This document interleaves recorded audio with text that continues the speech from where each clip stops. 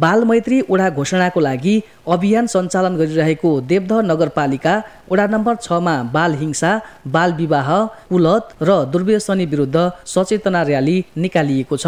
बाल मैत्री स्थानीय शासन प्रवर्धन गर्ने उद्देश्य सहित बिहिबार निकालिएको र्यालीमा वडा, विद्यालय, टोल विकास संस्था, आमा समूह लगायत स्थानीय तहका सरोकारवालाहरूको उपस्थिति थियो। र्यालीपछि आयोजित कोण सभामा बोल्दै वडा अध्यक्ष खेम बहादुर थापाले तोकिएको समयमै वडा बाल मैत्री घोषणा गर्न र त्यसलाई प्रभावकारी बनाउन वडा प्रतिबद्ध रहेको बताए। अध्यक्ष थापाले योजना अनुसारका कार्यक्रमहरू तीव्र गतिमा अघि बढिरहेको जानकारी गराउँदै अपेक्षा भन्दा राम्रो सहभागिता प्राप्त भएको बताए। बाल मैत्री सूचकका 80% क्षेत्रमा अवस्था राम्रो रहेको र बाँकी 20% क्षेत्रमा काम भइरहेको वडा सहजकर्ता बबिता भट्टराईले जानकारी दिइन्। युगज्योति माध्यमिक विद्यालयका प्रधानाध्यापक एमलाल अर्यालले बालबालिकालाई विद्यालय पठाउँदा अभिभावकले उनीहरूको अवस्था बुझ्ने र बाल मैत्री व्यवहार गर्नुपर्नेमा जोड दिए। उनले विद्यालय सधैँ सुरक्षित र बाल मैत्री वातावरण बनाउन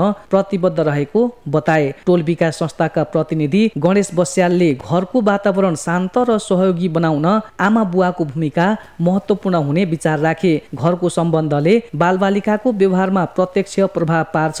उनले भने टोल स्तरमा आवश्यक समन्वय र सहजीकरणमा हामी प्रतिबद्ध छौं। आमा समूहका प्रतिनिधि मीना केसीले आमा र बच्चाको स्वास्थ्य तथा घरको स्वस्थकर वातावरण प्रति अझ सजग हुनुपर्नेमा जोड दिइन्। यस अभियानमा हामी हरपल हर प्रयास साथमा छौं। उनले भनिन्। वडा सदस्य खेमनारायण अधिकारीको अध्यक्षता रहेको कार्यक्रममा वडा बाल सञ्जालका अध्यक्ष सन्देश पाण्डेय, सहसचिव दीक्षा केसी लगायतले बोलेका थिए।